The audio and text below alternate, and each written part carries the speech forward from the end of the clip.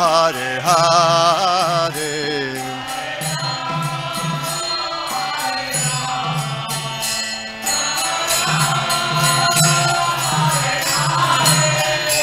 Hare Krishna, Hare Krishna, Krishna Krishna, Hare Hare, Hare Rama, Hare Rama, Rama Rama, Hare Hare.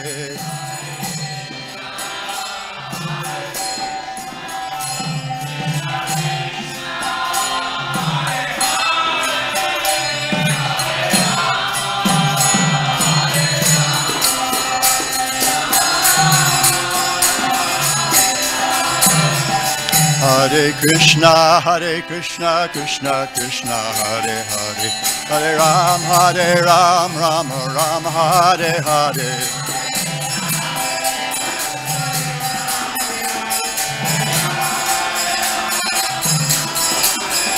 Hare Krishna, Krishna Krishna, Hare Hare, Hare Ram, Rama Rama, Hare Hare.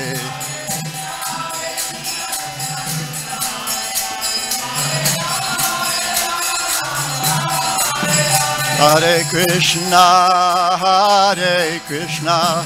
Krishna Krishna, Hare Hare, Hare Rama,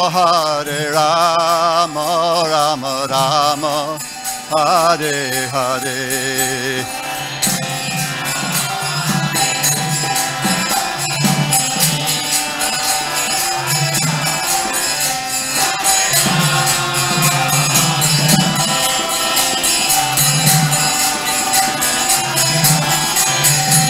Jai Prabhupada, Jaya Prabhupada, Jaya Prabhupada, Jaya Prabhupada.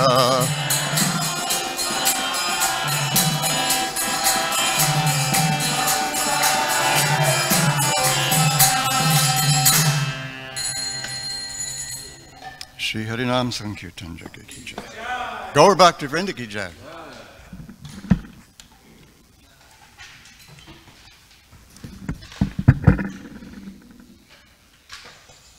Om Namo Bhagavate Vasudevaya.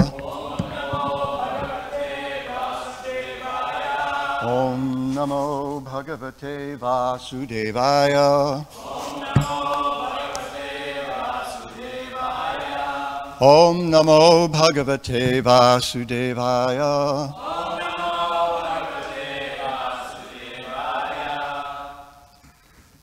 Am I doing this microphone thing right?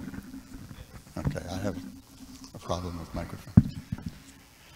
So today we'll hear from Srimad Bhagavatam, Canto 3, Chapter 12, Text 23.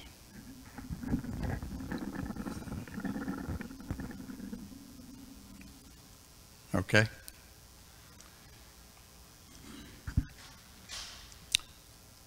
Do you do it one word at a time first, or just the whole pada?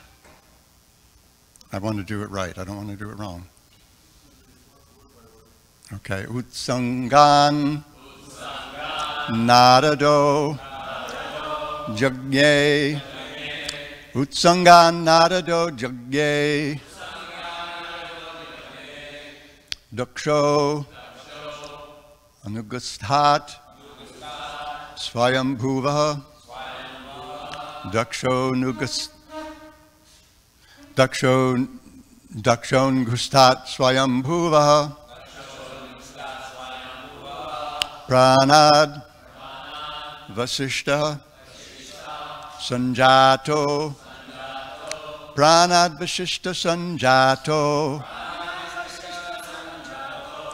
Bhragus Tvachi Karat Karatu. Bhragus Tvachi Karat Kratu. Utsangan Narado Jagye. Daksho Nugstat Swayambhuva. Pranad Vasishta Sanjato. Bhragustvachi karat kratu. Utsangan narado jagye. Dakshongustat svayambhuva.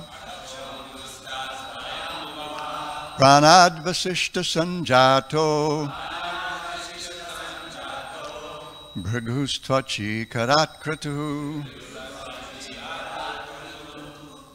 Others.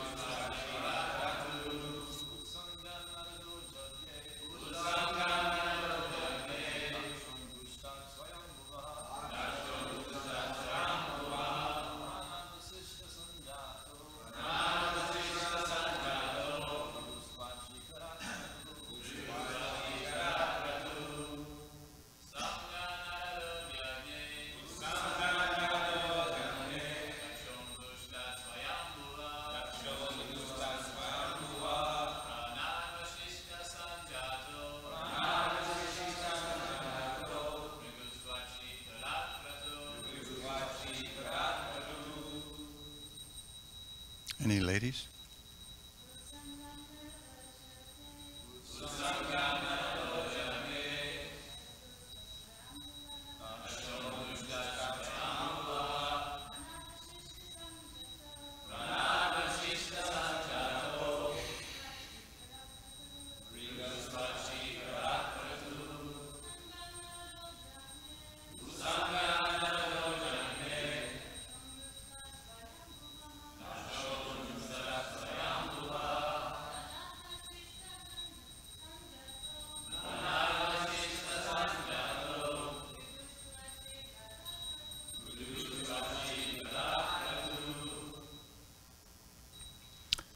Word to word.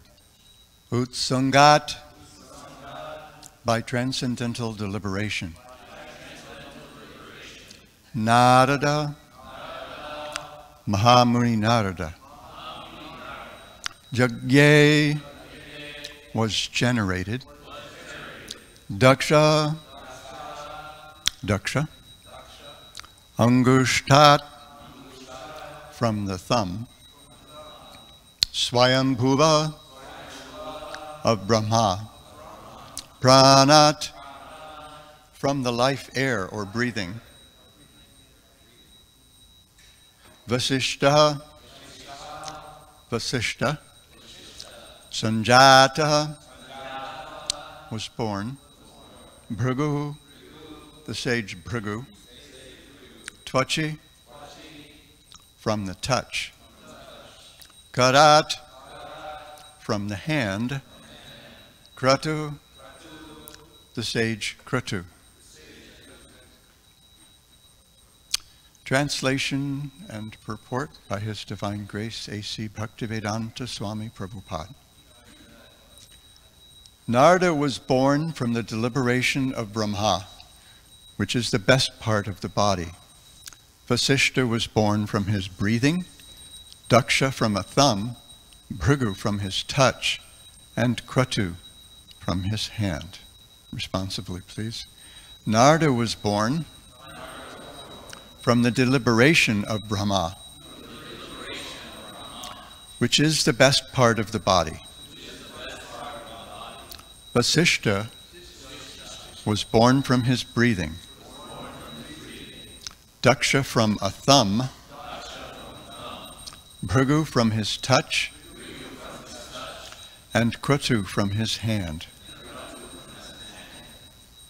Srila Prabhupada's purport. Narada was born from the best deliberation of Brahma because Narada was able to deliver the Supreme Lord to anyone he liked. The Supreme Personality of Godhead cannot be realized by any amount of Vedic knowledge or by any number of penances. But a pure devotee of the Lord a pure devotee of the Lord like Narada can deliver the Supreme Lord by his good will. The very name Narada suggests that he can deliver the Supreme Lord. Nara means the Supreme Lord, and Da means one who can deliver. That he can deliver the Supreme Lord does not mean that the Lord is like a commodity that can be delivered to any person.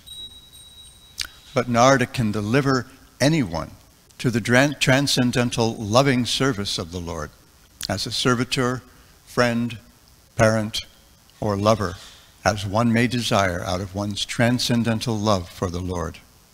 In other words, it is Narada only who can deliver the path of Bhakti Yoga, the highest mystic means for attainment of the Supreme Lord. Om Jnana-timirandhasya Jnananjana Shalakaya Chakshurun Militang Jena Tasmai Shri Gurave Namah Mukhaṁ karoti vachalam pangum langhayate girim jatkripatamahang bande Shri Gurun Dinataranam Shri Chaitanya Manobhishtam Stapitang Yena Bhutale Svayam Rupa Kadamahyang Dadati Svapadantikam Nama Om Vishnu Padaya Krishna Preshtaya Bhutale Srimate Bhaktivedanta Swaminiti Namine Namaste Sarasvati Devi Gauravani Pracharine Nirvishesha Shunyavadi Paschatya Deshatarine Vanchakalpatarubhyascha Kripa Sindhubhya Evacha Patitanam Pavanebhyo Vaishnavebhyo Namo Namaha.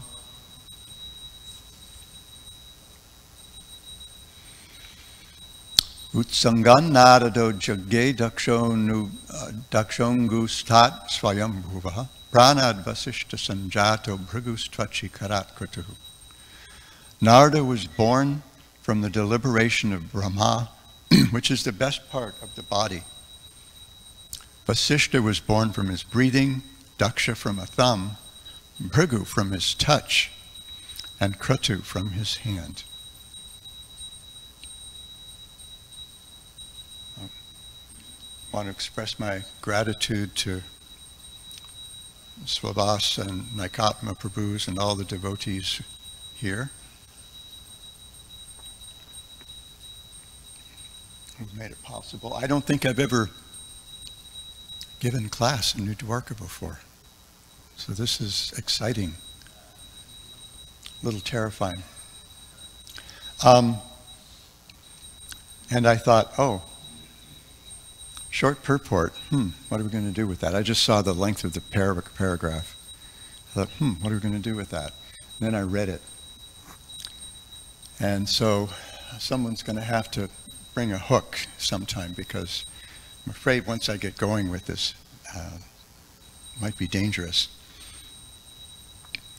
It's interesting. There are a few things that we can note here. First is, following Srila Vishwanath Chakravarti Thakur quite closely, Srila Prabhupada mentions one of these personalities. He discusses one of these personalities, not any of the others. Not Vasishta, not Daksha, not Bhrigu, not Kratu, none of them. Not mentioned in the purport. Not mentioned by Vishwanath Chakravarti Thakur in his commentary. But Narada. So Srila Prabhupada says, Narada was born from the best deliberation of Brahma. Vishwanath Chakrabarti Thakur says, has another reading of Utsangat. And that is from the lap, the place of affection. So this is our best deliberation, actually, especially as devotees. The best deliberation is to use our heads to soften our hearts so that we can allow them to be broken open, so that they can receive bhakti from the bhaktas. And that's the big point, I think, in this purport today. Srila Prabhupada writes that there is no way to attain the Supreme Personality of Godhead except by the grace of a pure devotee like Narada. He says, but a pure devotee like Narada can deliver the Supreme Lord by his good will. The very name Narada suggests that he can deliver the Supreme Lord. And what does that mean, to deliver the Supreme Lord? It means to deliver us into the loving service of the Lord as a servitor, friend, parent, or lover, as we may desire, out of our own transcendental love for the Lord. And then he concludes, in other words, it is Narada only who can deliver the path of Bhakti Yoga, the highest mystic means for attainment of the Supreme Lord. So we see Srila Prabhupada following Vishwanath very closely here. He says, Vishwanath says, Narada means that which gives dasya, sakya, and other relationships with the Lord. So by attaining the Lord, what we're actually attaining is the opportunity for service. Just as in the 5th chapter of the 1st canto, Narada, interestingly, speaking to Vyasadeva, we know the context, most of us. Vyasadeva was dejected, depressed.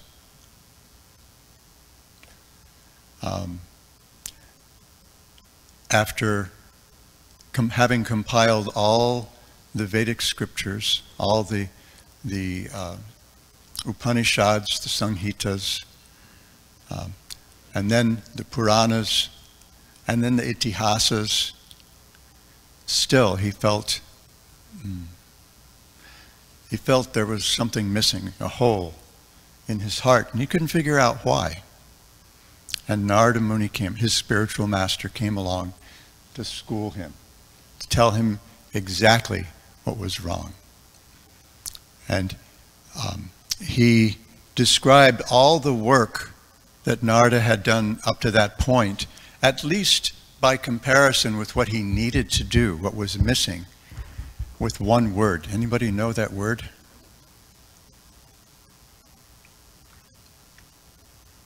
Jugupsitam. Disgusting, detestable. By comparison with what he needed to do, which was to present a scripture that exclusively glorified Krishna, the Supreme Personality of Godhead, and his devotees and his devotional service, everything else was just detestable. Remember what Narada compares it to? All the literature in the world I'm enamored of. Old English major dude. Place of pilgrimage for the crows. And what's the place of pilgrimage for the crows? The dump.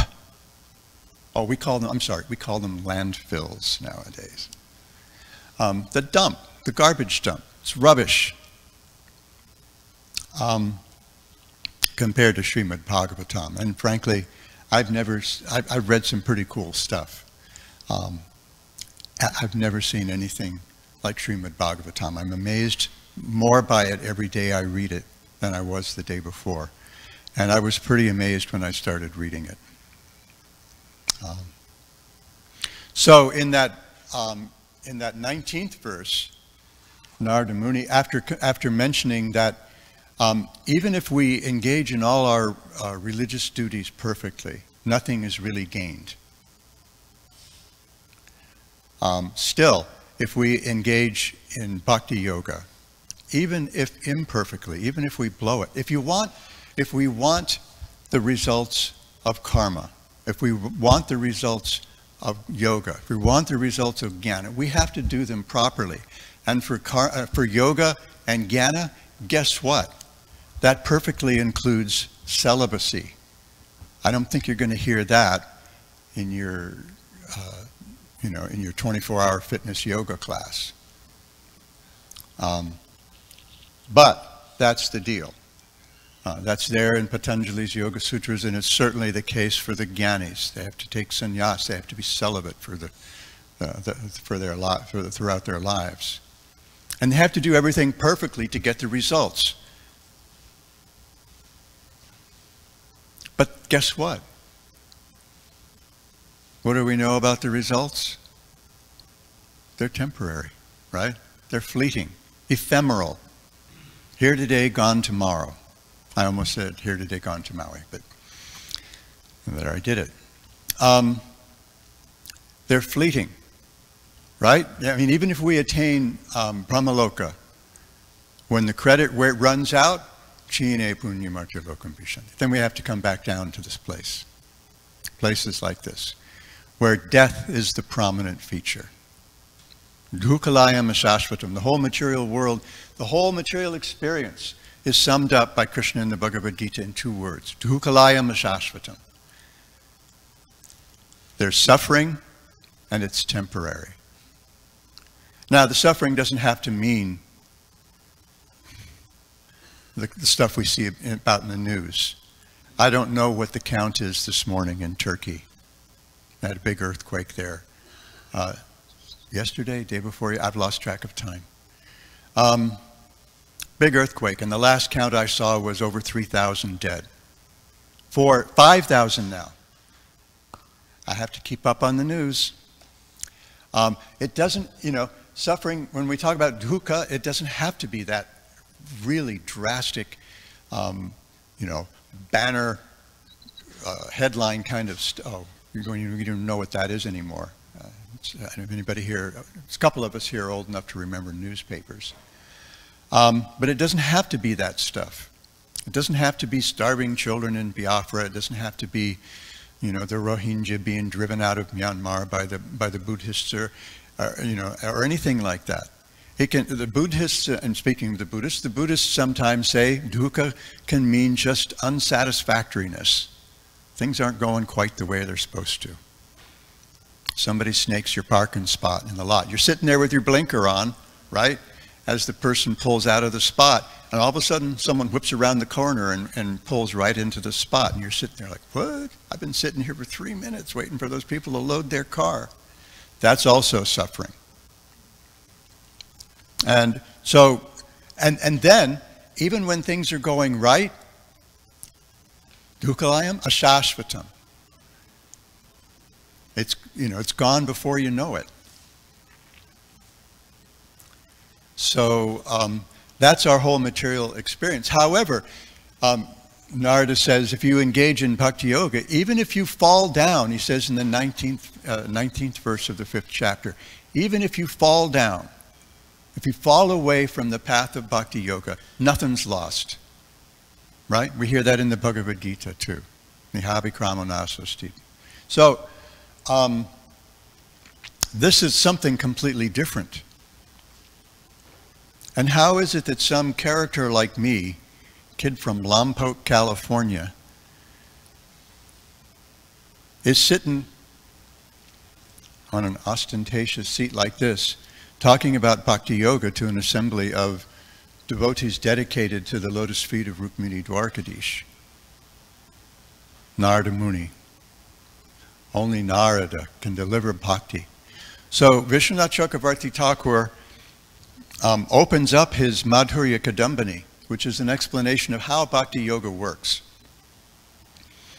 He takes us through the 9 different stages of bhakti described by Rupa Goswami. Interesting, this is an aside for the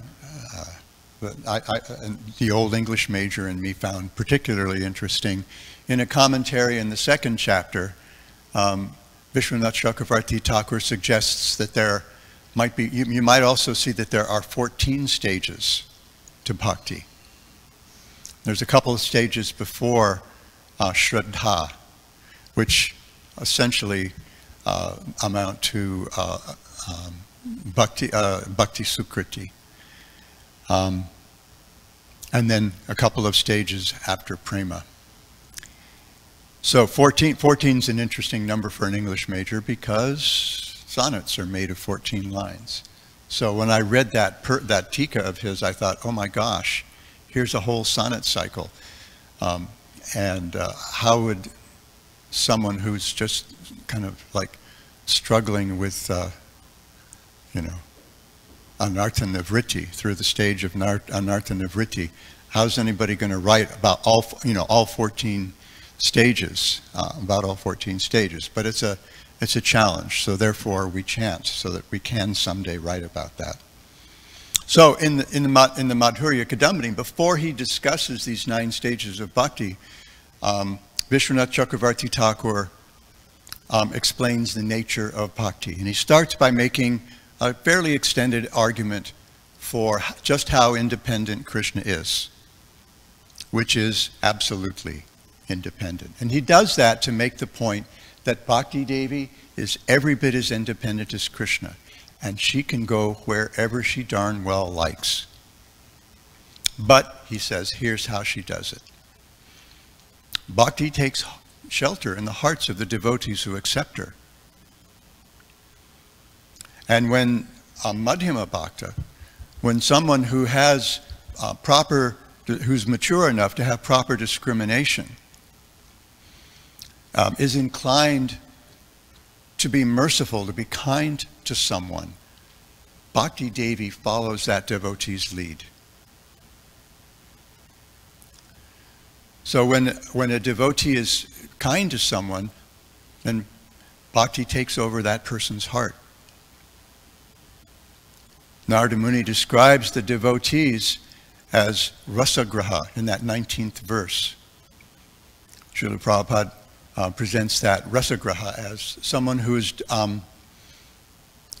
they can never forget the taste of having served the Lord's lotus feet. Vishwanath Chakravarti Thakur's language is quite stark. Rasagraha means haunted by rasa, as if by a ghost you can't shake. So because we're recipients of the mercy of the devotees, Srila Prabhupada, especially following Narada Muni's example of wandering the earth. I was just thinking of the Abhituta in the 11th canto, I'm free to wander the earth like a child. I remember when I decided that I would go to Mayapur for the ISKCON Leadership Sangha. And then when I come back, I thought, well, I'm going to be on the mainland. I should probably visit some temples. So I asked Badrinarayan Maharaj, which temples do you think I should visit? And he says, as you like. And I thought, oh, I'm free to wander the earth like a child. So this is how it works. When someone who has bhakti is mercifully inclined toward another, they share their most valuable possession, which is that bhakti, which they've received from another bhakta, from their spiritual master. And in this way, Vishwanath Chakravarti Thakur says that the Lord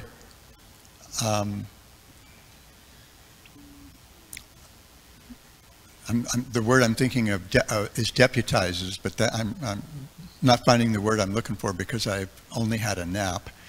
Well, he deputizes them. He empowers them. He makes them agents of his Kripa Shakti, of his mercy-giving potency. And so that's what the devotees are made of. That's what they have to give. They have their mercy to give. What they're doing What we call preaching is really sharing whatever faith we have in bhakti. We're sharing whatever bhakti we have with others. And this is Bhaktivinoda Thakur's Marketplace of the Holy Name. I was thinking the other day about his Dalaler Gita, his song of the merchant, where he sets up the the ultimate multi-level marketing scheme, where, you come, take some bhakti from Nityananda Prabhu, who set up this marketplace, and the only thing he's charging is just a little faith. Just a little faith, and he'll give you Krishna Prema. He'll give you the holy name, which will give you Krishna Prema. And I'll get my commission, and you'll get rich, and everybody's happy. Right? That's the real you don't necessarily have to build that matrix of whatever it is, 3 deep, so that you've got 27 go-getter people. You just, if anybody accepts that kindness, then they become fortunate, and we become even more fortunate as well. So, why the Madhyama Bhaktas? Because the Madhyama Bhaktas can discriminate. Kanishta Bhaktas can't discriminate properly. They see God is in my church, my temple, my sangha, my crew. It's a very parochial kind of thing. And the Uttama Bhaktas, they can't discriminate at all. I mean, who are they going to teach? They see everybody as being engaged more deeply in Krishna's service than they are. So how can they discriminate? They don't have any proper discrimination. But the Madhyama Bhaktas, as we see in the Bhagavatam, are able to discriminate among 4 different classes of beings: the Lord, the devotees, the innocent, and the envious. And they behave differently with each of them. They love the Lord, they make friends with the devotees, they're compassionate or kind to the innocent, to those who have not yet received bhakti.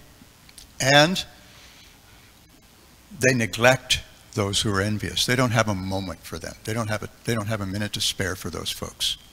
It's a waste of time, waste of your breath. So this kind of discrimination is not a fault. It's natural for the Madhyama Bhaktas.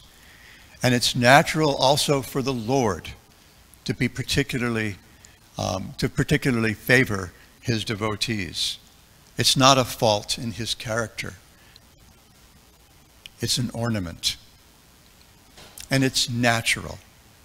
When someone approaches us with some confidence, with some affection, we naturally respond.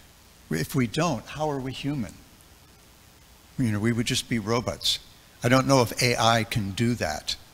Maybe it can learn to kind of fake it, imitate it or something, but this is something that humans do. When someone approaches us with, I remember having students come to me when I was teaching.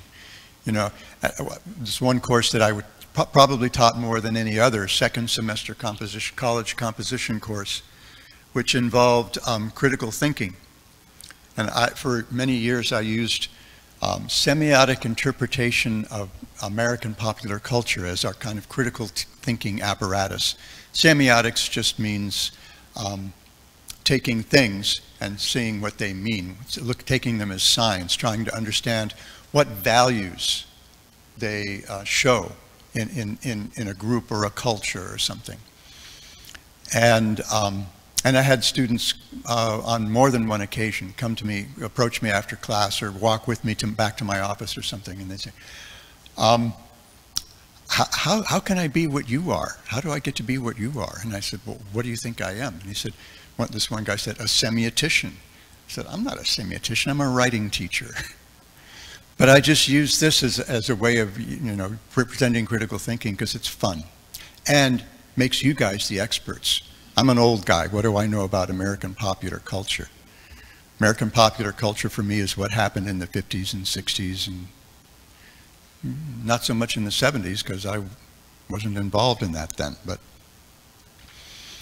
and it's the same thing when devotees approach us and ask us questions, good questions about Bhakti Yoga, about Krishna consciousness.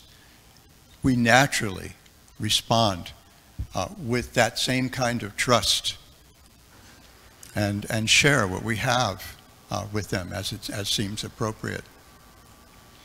So this is our good fortune, that Narada Muni was able to approach Srila B.A. Oh, there's one more thing. Oh gosh, it's already 8:30. Here we go. Another thing about Narada Muni being the topic of this verse is that Narada has a backstory. What do they say? Every saint has a past and every sinner has a future. Narada Muni has a backstory. He used to be a Gandharva, we see in the 7th canto. He used to be a Gandharva, beautiful, gorgeous voice, and also something with the ladies as well. And he was caught checking out the ladies while he was singing songs glorifying the Devatas, and he was cursed to become a Shudra. So he got born in a Shudra family. He got born to a single mom maidservant, Shudrani. And during the rainy season, during the 4 months of the rainy season, she would host Brahmana sages. And Narada Muni would also serve those Brahmana sages. And once, he said, he took the remnants of their food with their permission. People who want to go around grabbing people off of something off of somebody's plate needs to understand. With their permission, he took the remnants of their food. And he got their bhakti by that association, by the service and by that partaking of their mercy. He was able to get their bhakti. And when his mother died untimely, he took it as a blessing from Providence and went on pilgrimage, and eventually took birth, as we see in today's verse, from that lap of affection, that best deliberation of Lord Brahma. And he became, the great benefactor of Bhakti Yoga throughout the universe. So similarly, our Srila Prabhupada brought his bhakti out of India at great pains. We know the story about how he harassed Mrs. Morarji, staged a sit-down strike outside her office, and eventually got an audience with her. And I think most of us have probably seen the video of her discussing her conversations with Srila Prabhupada. She's quite candid. She says, I told him, "What are you doing? You're crazy, you old man. You'll die there. It's cold. There's nothing to eat." It's the most wonderful.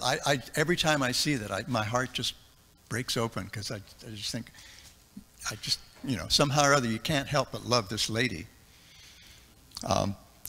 Still, she gave him passage on the Jaladuta, and he came to get us.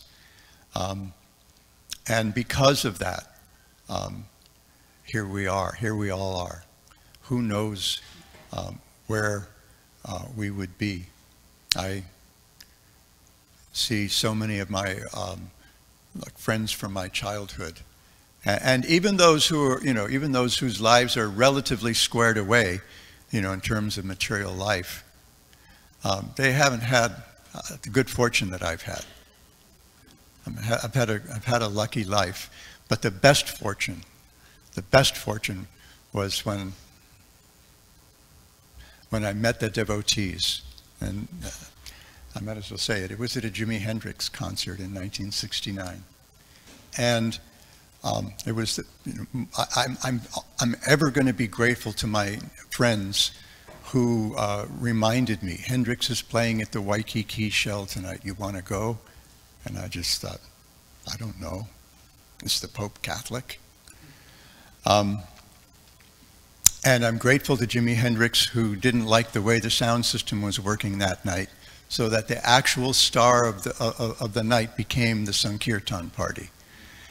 And thousands of people chanting Hare Krishna, and I was swallowed up by that kirtan and was never able to break free, apparently. So this is Srila Prabhupada's mercy. He shares his bhakti with us. He is able to deliver to any of us the transcendental loving service of the Lord as a servitor, friend, parent, or lover, as we may desire out of our own transcendental love for the Lord. I'll stop here. Is there any discussion? Yes, Prabhu.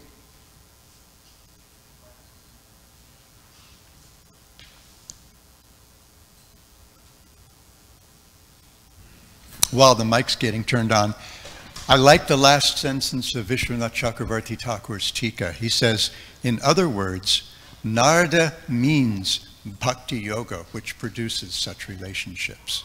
So the devotee is identical with bhakti yoga. Yes? Thank you, Maharaj. I have a couple questions, but I'll just ask one in case there's other devotees who have questions, and if there's more time, maybe I can ask. But my first question was about the verse itself that says that the deliberation is the most important part of the body. Or no, sorry, not deliberation, right? Best part of the body. Yeah, so I was hoping you could maybe help us to unpack that, understand that a little better. How is deliberation the best part of the body? Well, as I suggested earlier, that kind of deliberation is born of a heart softened by contact with Bhakti Yoga or the Lord. And we know how Brahma's heart was softened. He sat in meditation for a very long time at the instruction of a disembodied voice, right? Tapa, tapa. Because there was nothing. He was, all of a sudden there he was, and there was nothing, and he didn't know what to do with it. And then he heard this sound, tapa, tapa. So he sat in meditation for a very long time, a time that we can't even a length of time we can't even imagine. And the Lord was so satisfied with his surrender that he came to him personally, blessed him, shook his hand. Prabhupada says, like a friend shakes another friend's hand. I mean, how do we even imagine that? Krishna shaking our hand. So this is Brahma's deliberation, is what actually generates the universe, including the opportunities for the bhaktas to engage in service. And so, I mean, what we're seeing here is that Narada was the best of Brahma's sons. And we know he had, we had many sons, and he had many good sons. But Narada is the best. Narada is synonymous with Bhakti Yoga, delivering the Lord. So I think that's one way to think about it. Yes, Archita Prabhu. Thank you for a wonderful class. Just on that one point about the liberation being the best part of the body, we have to remember it's not just a gross body. Actually, Brahma does not have a gross body. Right. There's the gross body and the subtle body. So this is the subtle body that's being discussed. So when we hear best part of the body, we're thinking, what? Deliberation, my body, my arms, No, it's not the gross body. Lord Brahma doesn't have a gross body like us. His body's made of finer material element, the subtle elements. So part of that subtle element, as you said rightly, is the heart, and he's deliberating based on his experience with the Lord, and therefore born from that is Narada. Thank you. Science is discovering that the heart is more than a pump. It's actually an organ of perception and cognition. We feel each other's hearts. Even in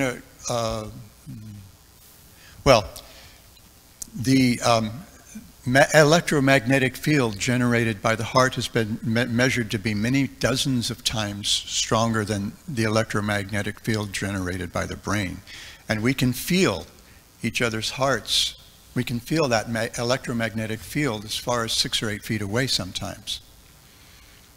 So, I mean, when we talk about sharing our hearts, it's a very real thing. It's not just figurative language. Yes, Prabhu. Thank you, Maharaj. You were mentioning that Bhakti is free to go anywhere. It's independent.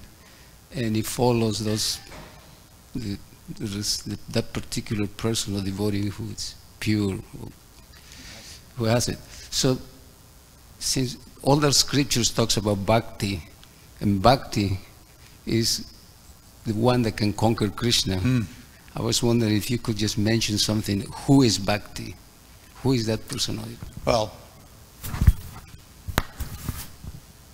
when this is discussed, sometimes the devotees go to a verse from the Vedas, someplace, something called the Matara Shruti. The only source I can find for the Matara Shruti is Jiva Goswami's Priti Sandarbha. And this verse, I have a hard time remembering all 4 of the padas in Sanskrit. But the verse says, oh, you've really done it now. Because this is a thing for me. Anyone who knows me a little knows this is a thing for me. So the verse says, only bhakti has the power to draw us near to Krishna. Only bhakti has the power to show us Krishna. Only bhakti has the power to conquer Krishna. Therefore, bhakti is the most powerful thing of all. So this is, conquer Krishna. So ultimately, we understand Bhakti Devi to be Srimati Radharani, who keeps Krishna under her heel. Who can make Krishna whimper and whine? Go to Subal, oh no, she's all peevish with me again. Picks a daisy, she loves me not, she loves me, and Subal is thinking, it's cool, it'll be all right, she really likes you, you just got to learn how to behave better. So ultimately, Bhakti Devi is Srimati Radharani. She is Krishna's Kripa Shakti. She is his mercy potency. So therefore, Vishwanath Chakravarti Thakur says, Rasagraha. Rasagraha means haunted by bhakti as if by a ghost you can't shake. And then he says, oh, Rasagraha. That makes it sound like it's higher stages, like at least asakti or bhava or something. And he says, that power, that being haunted by rasa begins from the very first day of worshiping the Lord. And he cites a verse from the 11th canto in support. Bhakti pareshano bhavo virakti ranyatra tri ekakala prapadyamanasya. Oh, anyway, I can't remember. Somebody have that verse? Tushti pushti kshurapaya. So 3 things happen as we practice bhakti. Simultaneously and progressively as we practice. Just as 3 things happen simultaneously and progressively as we eat. So when we eat, 3 things happen simultaneously and progressively. Tushti, pushti, kshurapaya. Tushti, pleasure. Pushti, nourishment. And kshurapaya, relief from hunger. In the same way, I can't remember which of the Navi-Yogendras said this. I still haven't sorted that out. I may have to take another birth just to do that. He says, in the same way, as we engage in devotional service, 3 things happen simultaneously and progressively. Bhakti, Pareshanobhava, Viraktiranyatracha. Some devotion, that's there in the service. Some direct experience of the Lord. Can be even appreciating a good kirtan, or being wowed by one of Srila Prabhupada's purports. Just like, if you read the purport to Srila Prabhupada's purport to that verse, 1.5.19, you'll see just how generous bhakti is. And viraktiranyatracha, detachment from everything else. And those three things are parallel. They're all analogous. That pleasure, bhakti. Nourishment, direct experience of the Lord. And kshudapaya, relief from hunger, detachment from everything else. Now, he points out, and then he says, and when does that begin? From the very first morsel of rice. There's immediately some pleasure, a little nourishment, a little relief from hunger. And he says, as we eat more, those things grow. More pleasure, more nourishment, more relief from hunger. And after a while, you get up to here, and you say that mantra that many of us have chanted many thousands of times. I don't think I ever have to eat again. And so he points out, Vishwanath Chakravarti Thakur points out, that's where the analogy breaks down. There's always a flaw in an analogy. And he says, this is the flaw in this analogy. You can't eat forever, but you can go on serving forever. And because of bhakti's power, once she's inhabited your heart, it's game over. It's just a matter of time. You're toast. It's just a matter of how done you want to be. Anyway, that's the mini version of that. That's me getting out of here without being run out of town version. Anything else? Yes, Prabhu. Why don't we worship Bhakti Devi and we worship Tulsi Devi? I'm sorry, again?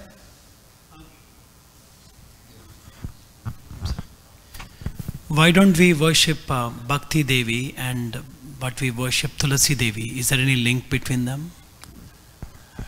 Oh, this is actually something I've meant to pursue, because I've heard devotees sometimes when they say the Premadvani, they say Bhakti Devi Srimati Tulsi Devi Ki Jai, and I'm not sure about that connection. I know that I personally got bhakti from Tulsi Devi. That was my first service back in 1970, taking care of the very first Tulsi trees that grew in ISKCON, in the West. And there's no escape. There's no escape. And I'm always happy when I see devotees serving Tulsi. I thought when somebody asked me to lead the Tulsi Kirtan this morning, I thought, sure. Yeah, why not?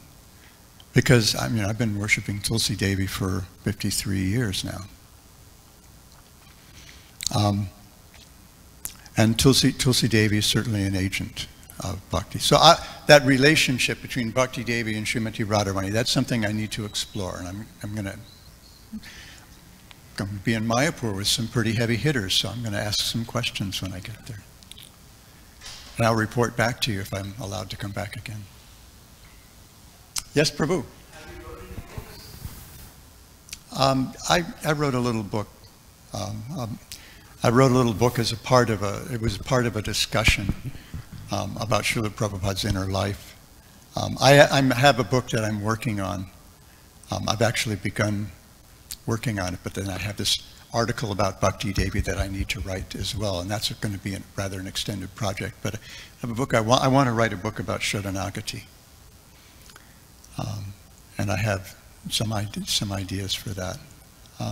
I'm mostly an essayist, I guess. I write little articles. But yeah, for many years, my friends would ask me, "Oh, what are you reading?" And I would say, "My students' papers."